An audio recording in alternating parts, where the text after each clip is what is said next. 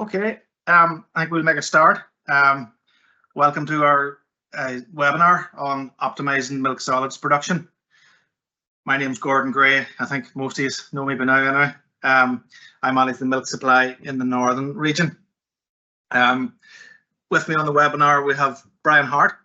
Bryan's the Tirlán Solids Growth Manager, and he manages the milk solids growth program for Tirlán. And we also have Tony Brennan. Tony's I better get this title right, a milk solids growth specialist. So Tony's basically the man on the ground advising on milk solids and how we can improve them. So I'm just going to give a quick overview before we let Tony and Bryan get into the detail. So the webinar is really, efficient milk solids production. It is a key driver of your farm profitability. And that's even more important now in Northern Ireland when we have transitioned the milk payments. So we've moved away from paying on volume to paying on milk solids. So this is even more key for your farm. The Tirlán Milk Solids Growth Program basically is designed to optimize your milk solids production at your herd level. And there's two aspects to this program.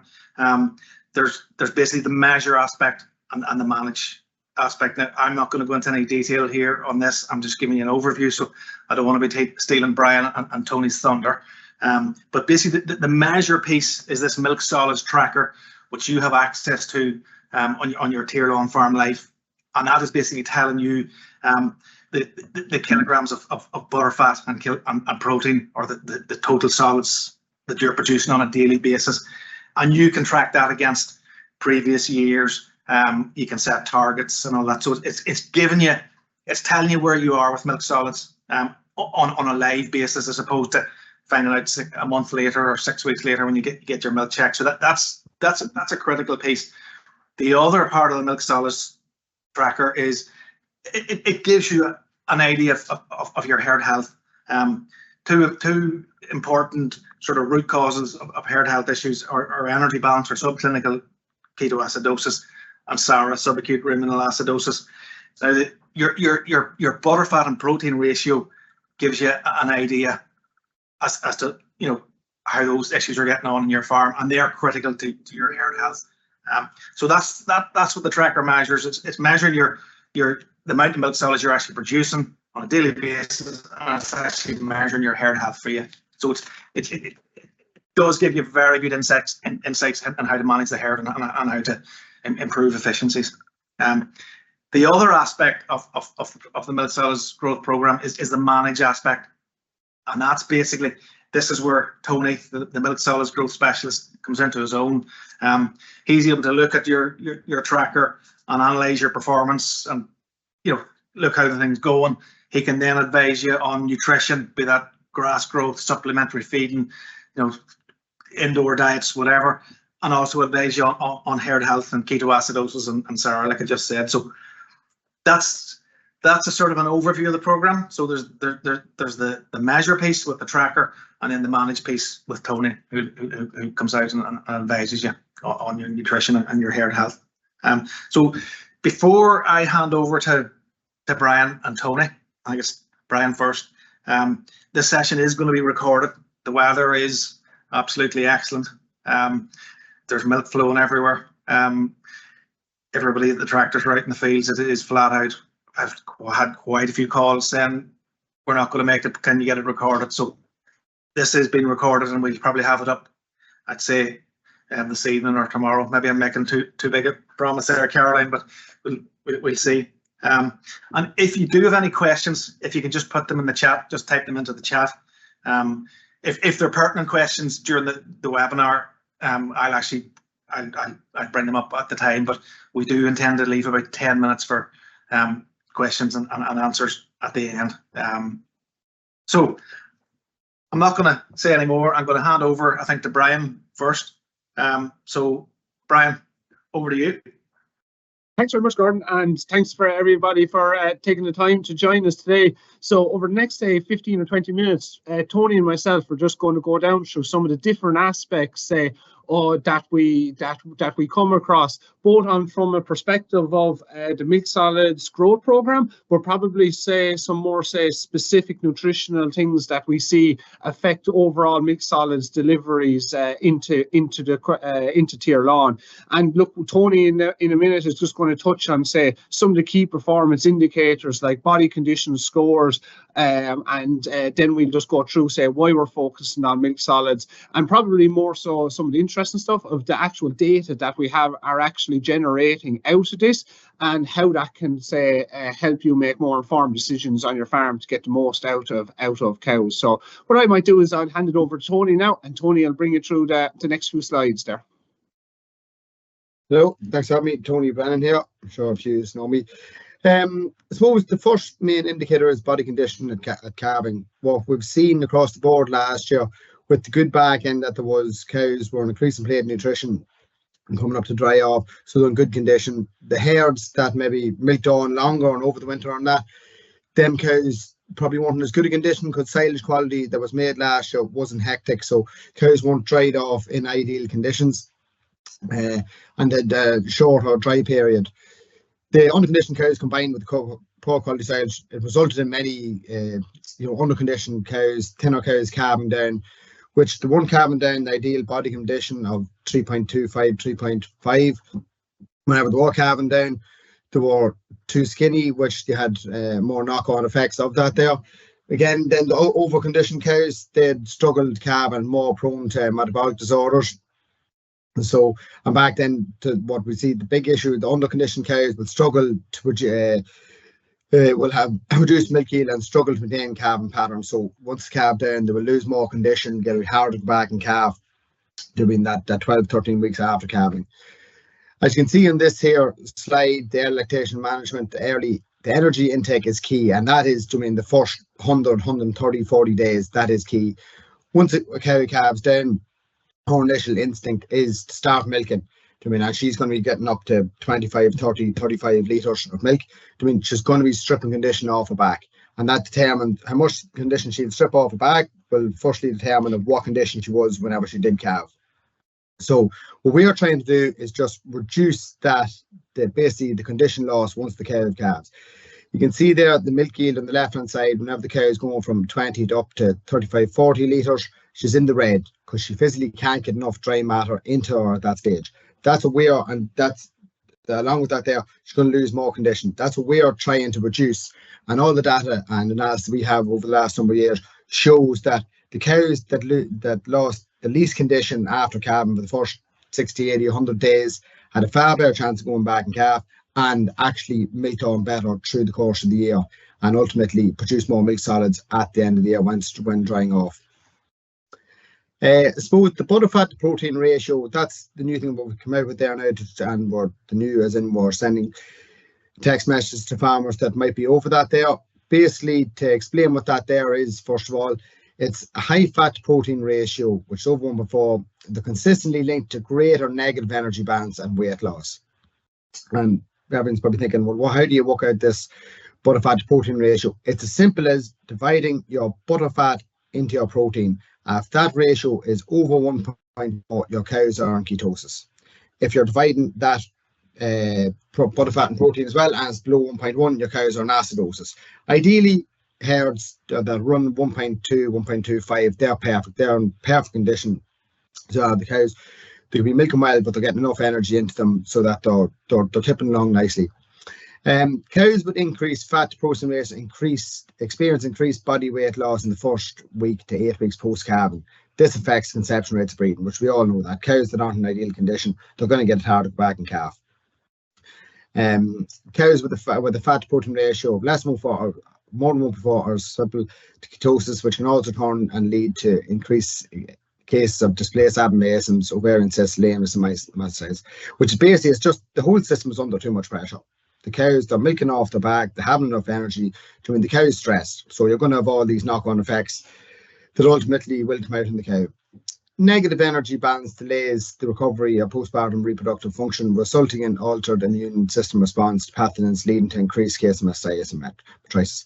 It's the same as I said. It's just whenever a cow isn't getting enough energy into her whole overall diet, she's under stress, and you have all these add on reducing functions that happen. Tony, sorry, just there was a question just come into the chat there. Now I just thought it was pertinent just to ask you then. The question come in there is divide which by which, so that the fat and protein ratio. If you can just explain which it is. Sorry to interrupt your phone, but divide your butter fat. So say if your butter fat, I'll just walk one out here. So I'm talking this.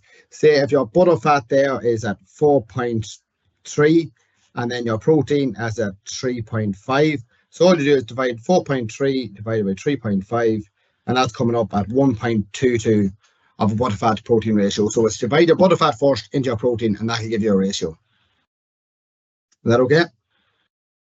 Yeah, thank you, Tony. That answered it. Yeah, no problem.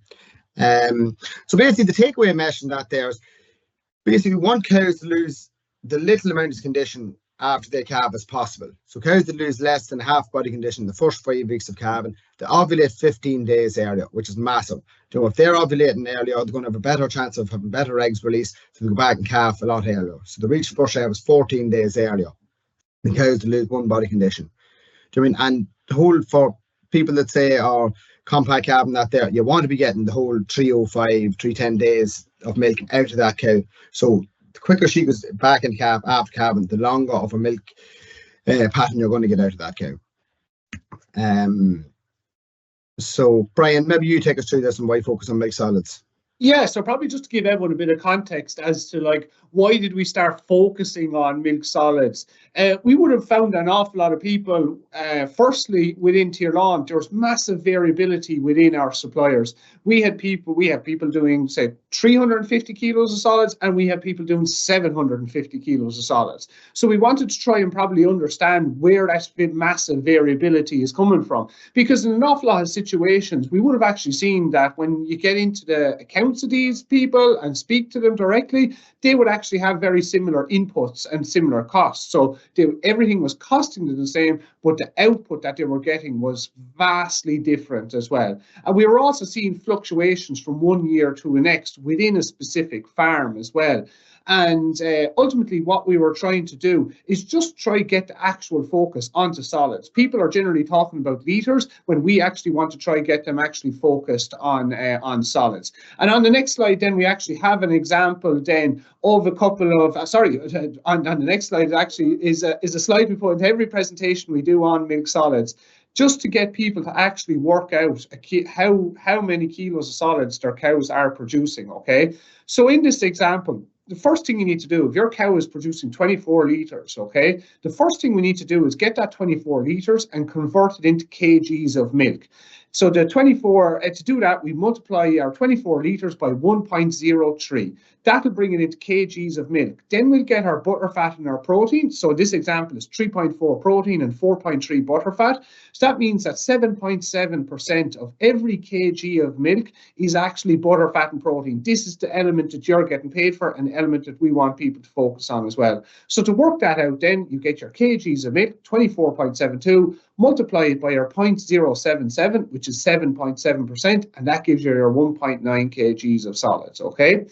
And then on the next slide, what we look at then is probably some of the variances that we actually see on farms, okay? Now, I know there's a lot of numbers on the screen there now at the moment, but ultimately what this is, it's an individual farmer, and you can see at the bottom by December there in 2022, at the bottom left-hand side of the screen, you'll see 511. That's 511 kgs of butter, fat and protein that farmer produced.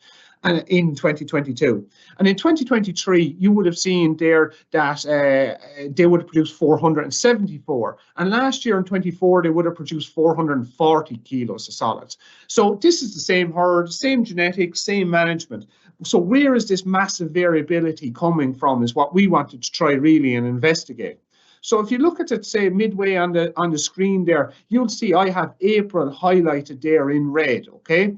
And that's grand. We know how many kilos of solids that each cow had delivered. So say in April of 2022, we know that this man's average cow had 130 kgs of solids delivered to us, okay? When we go and look at that, say over on the right-hand side of the screen as you look at it, I've broken that down into kgs of solids per day. So you can see there in April of 2022, that farmer's average cow was producing 2.3 kgs of solids. But in 2023, same farm, same management, ultimately it was different weather that was driving it, but that kgs of solids dropped by down to 1.9. And in 2024, unfortunately, it fell further again down to 1.6. Now, it was weather that was dictating the factor here as to why there wasn't enough grass in the diet. But I would like also to say we do see an awful lot of, say, indoor systems as well, where the nutrition can be a little bit off in early lactation. The variability that you can see from year to year can be absolutely massive. And then just down on, say, the bottom right-hand side of the screen, I have just highlighted the September figures, because we often, after a difficult spring, or if we upset cows early in lactation, people often say to us that, look, Jesus, am I as well off drying off these cows now at this stage? Or is the lactation done? And just to prove that why that is not the case, we just highlighted there in September of those years that that herd got back up to 1.8 kgs of solids even after a bad spring. Okay, so look, that was good and interesting, as to say, like, right, yeah, we can see that this big drop is coming in early lactation. But on the next couple of slides, what we're going to do is actually just maybe even demonstrate what that actually looks like, and how we're trying to maybe give you the information to be able to actually to make a more informed decision, and to highlight when this is actually happening. And we can go on to the next slide then, Tony, there on the butter fat to protein ratios. So this is the same farmer, okay? And all we're doing here is plotting this farmer's butter fat to protein ratio. As you look along the bottom of the screen there from left to right, you'll see the different numberings on the x-axis along the bottom line.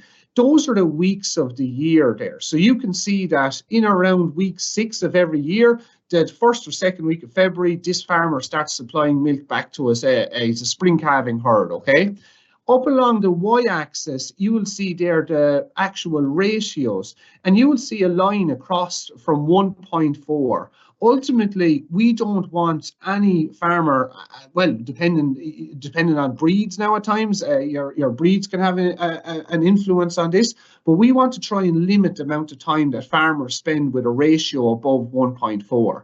And then just to bring it back, you can see there in 2022, that farmer, which is the green line there, and that box that in red there, that's April highlighted. So you can see when that farmer was doing 2.3 kgs of solids, their ratio, like what Tony said earlier on, was at that 1.2, 1.25 there for the whole month of April, exactly where we wanted.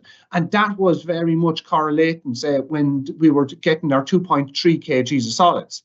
If you remember, in 2023, they done 1.9 kgs of solids, okay? And you can see there then that that's that yellow line. And we entered April well above the 1.4 ratio. We were at over 1.5, in fact. And we very quickly fell back underneath it when the diet was corrected.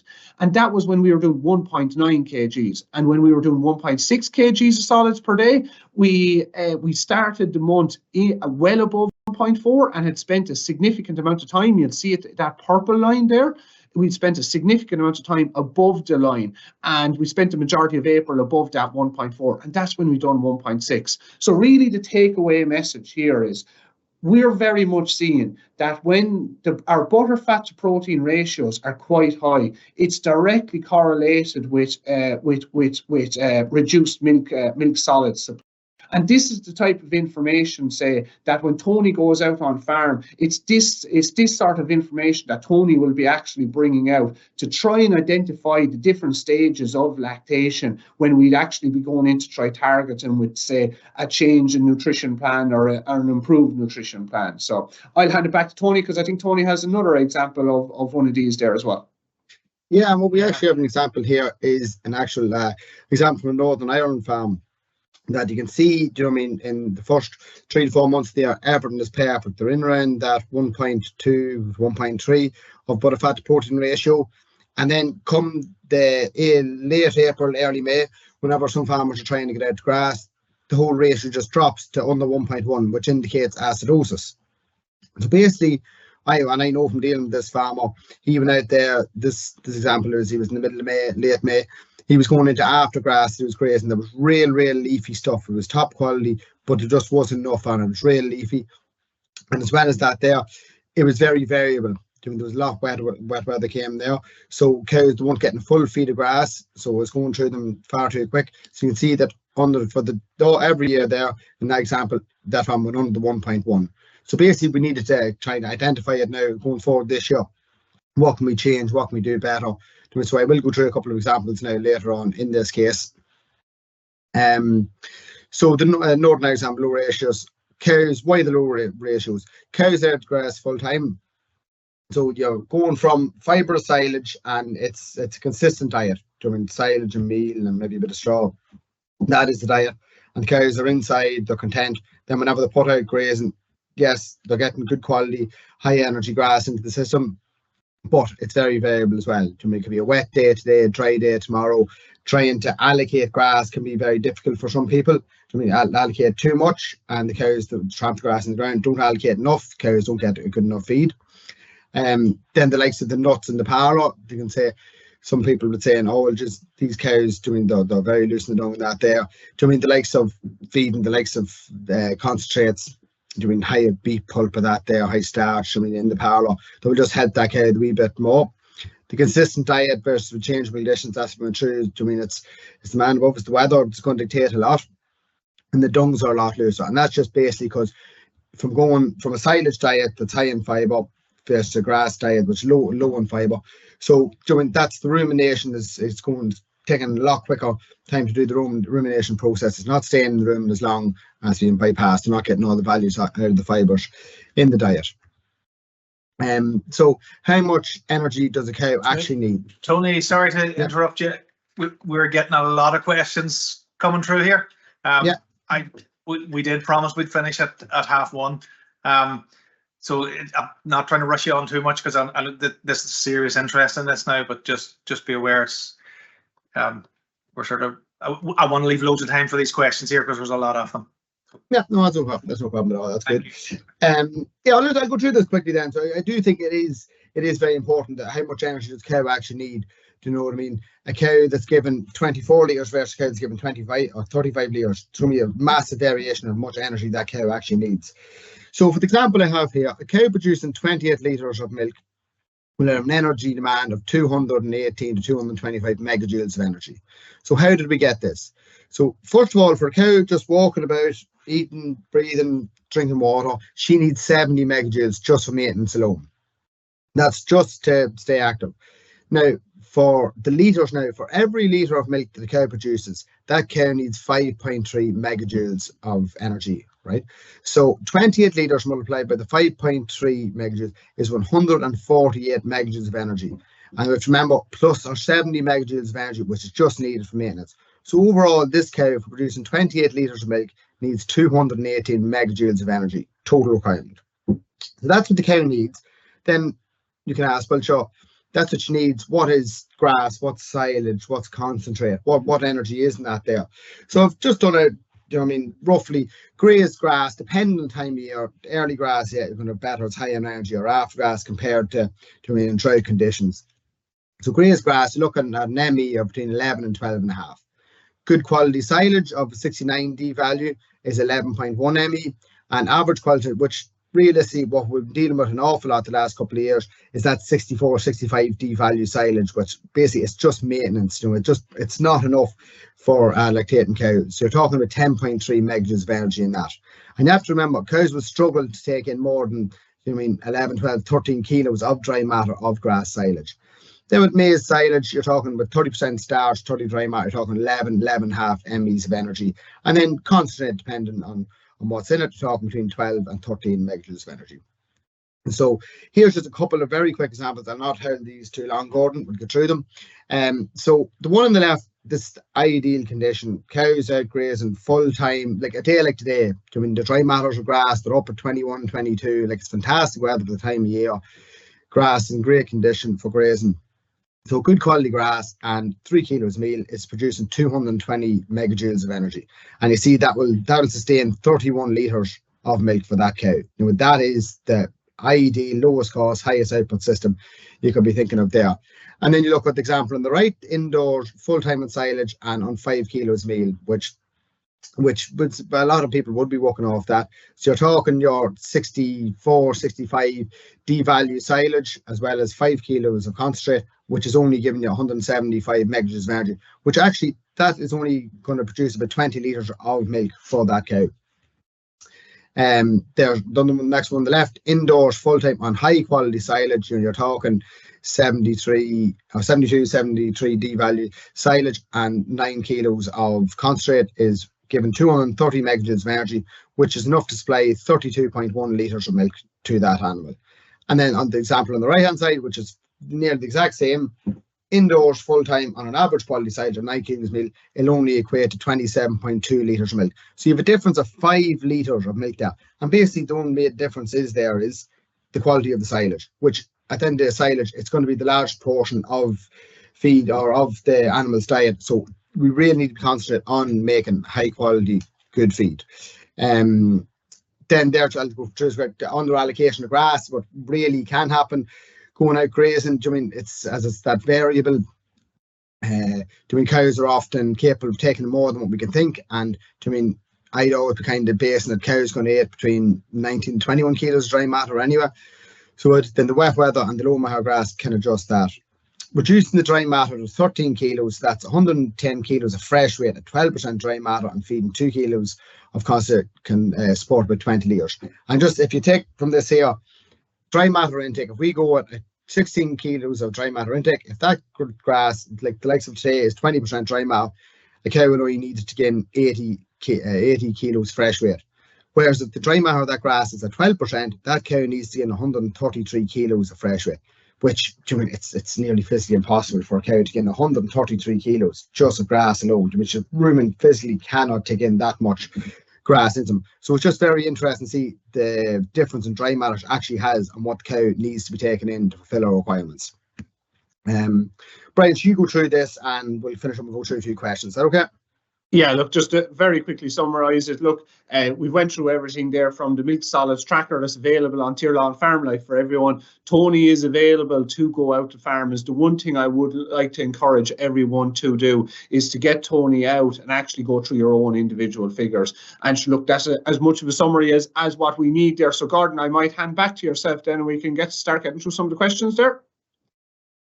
Yeah, here, thank you very much, both Tony and Bryan. That was excellent. I know we went through it at a pace there, because we had a sort of time limit, but it was excellent and absolutely was informative. The amount of questions here, we're not going to get through all of them. We physically can't. But I think if it's okay, we might do 5 or 10 minutes maybe of questions if that's okay. The first one, and I can answer that, is where was it? How do I get access to this information? So it's the Mik Solids tracker you're talking about, and that's on Farm Life. Yeah, if you log into your Tirlán Farm Life on your computer or your phone, and whenever you log in, on the top left hand, at the top screen across the drop down menu says Farm Advice. Tack that, My Farm, hit that, and the drop down there should be Mik Solids tracker. And then you can fill out your cow numbers for the last 4 years.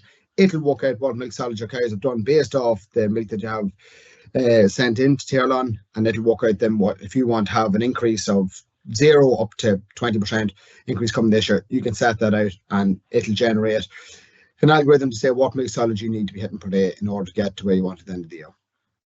Yeah, and if you're struggling to find that on Tirlán Farm Life, your milk supply manager Anna or Neville will direct you in the right direction to find that.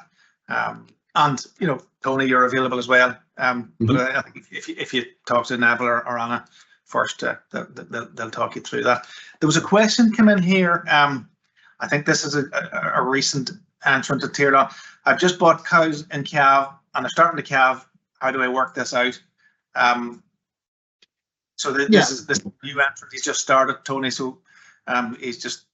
If you want to, yeah, whenever you're just starting, it's a bit harder, especially if it's all heifers starting, because you're going to have, the heifers that are calving, and they're going to be higher in butter fat and protein once they calve down. Whenever the litres start coming, they're going to see where that ratio is working out at. But I would still be doing it on every collection. I'd be working out where your butter fat to protein ratio is, and keep an eye that it's not rising too high or too fast. And if you identify that it is rising too much, then get in contact with myself or the milk supply manager, or wherever needs be. Yeah. So basically, the cows have to be calved, they have to be producing milk, and you have to have your butter, fat, and protein. Like this is working off the milk collections.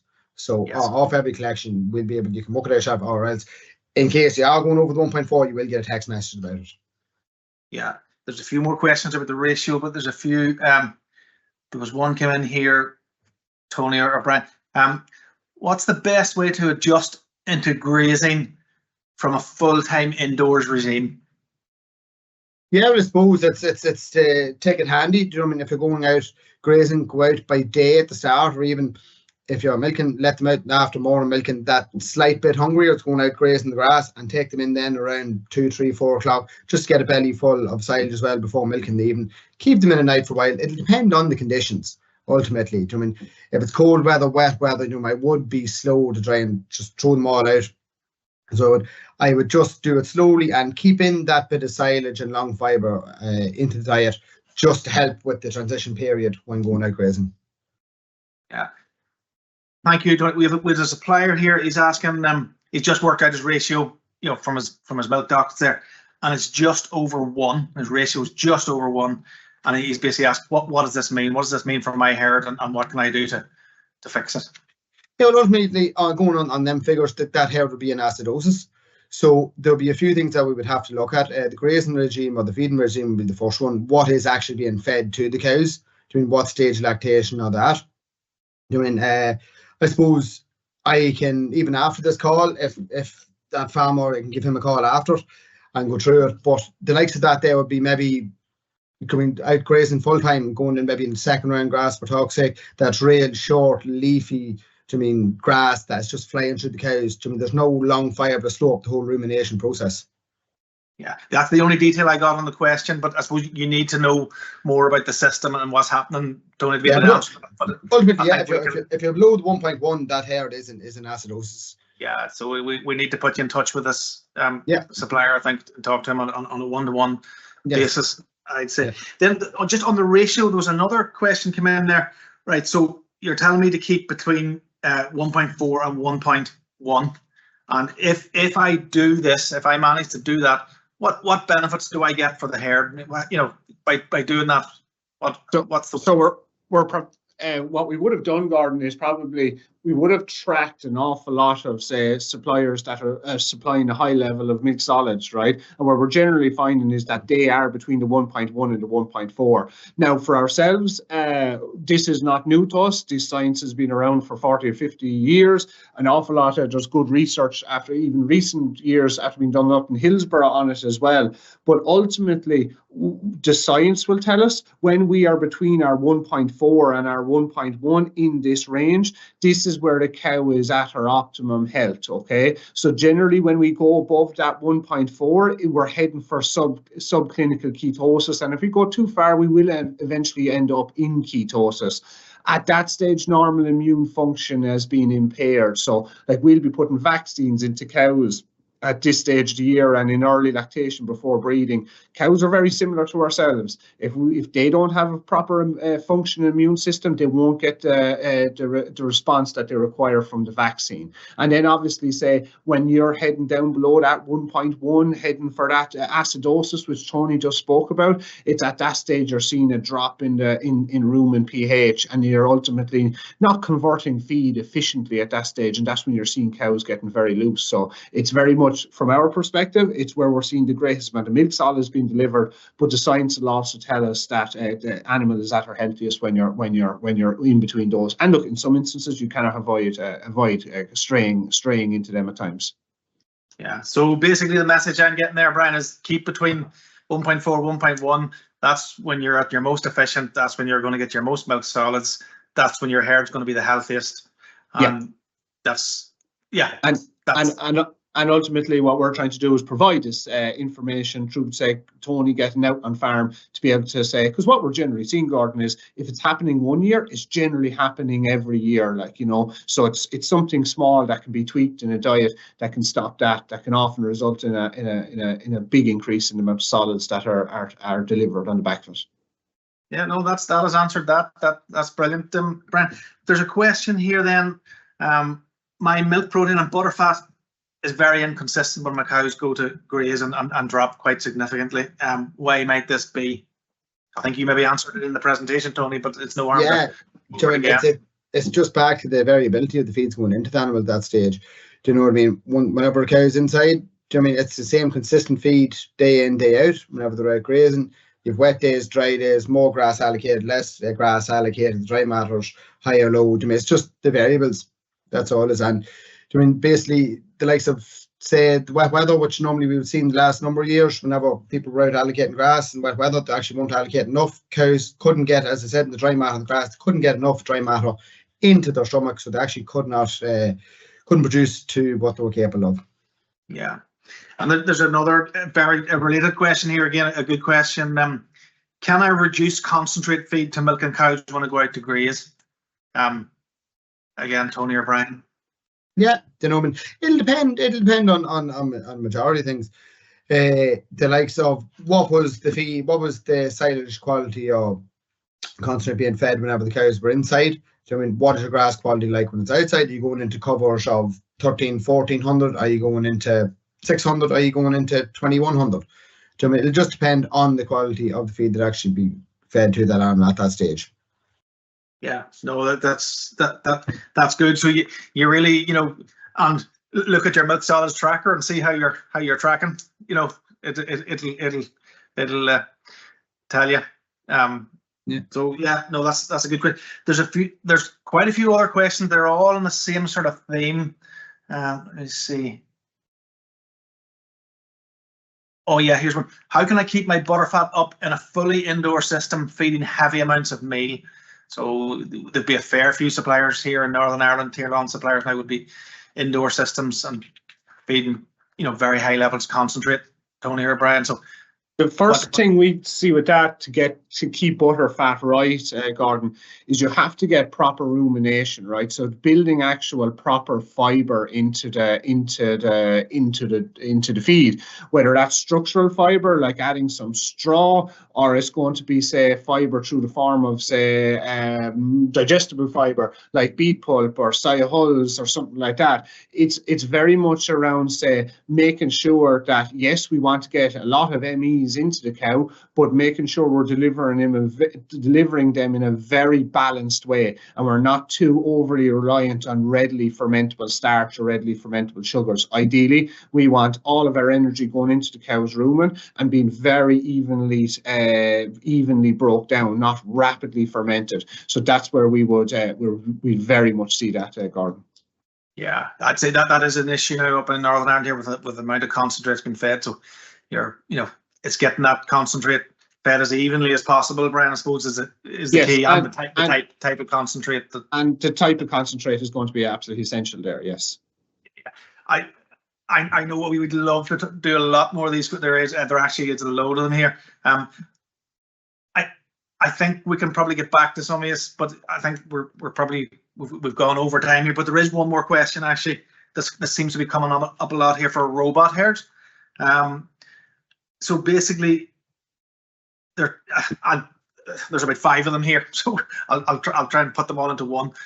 So in robotic herds, they're saying if you feed too much meal, and suppose related to that last question, at the feed fence, the cows won't actually go through the robots to get milk, to get lazy, and there's no incentive for them to go through the feed fence. Whereas if they drop the amount of concentrate fed at the feed fence, the cows have to go to the robots to get the meal.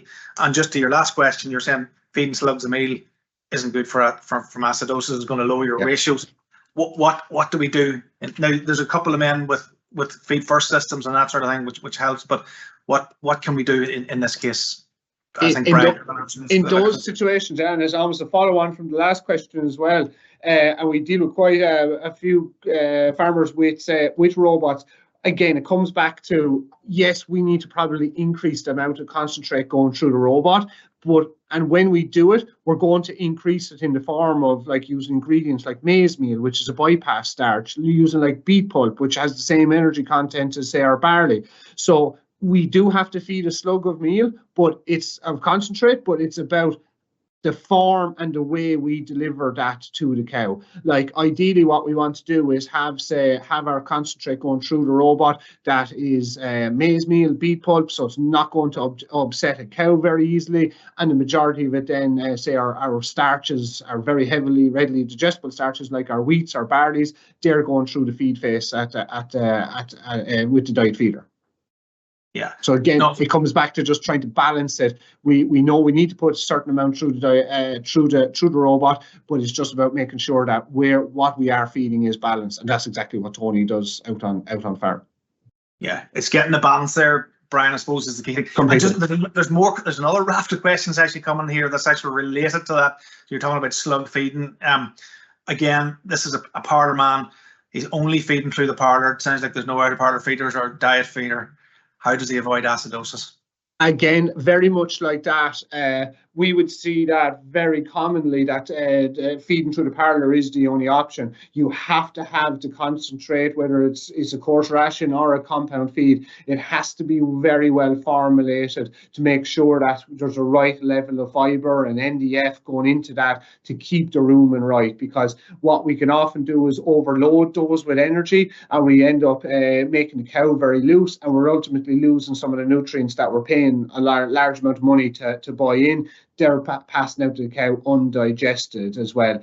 A quick point on that, Gordon, is in those situations, forage quality is absolutely key. Yeah. You have to have incredibly good forage quality in those situations to allow us to be able to push the concentrates to extremes in, say, that slug feeding.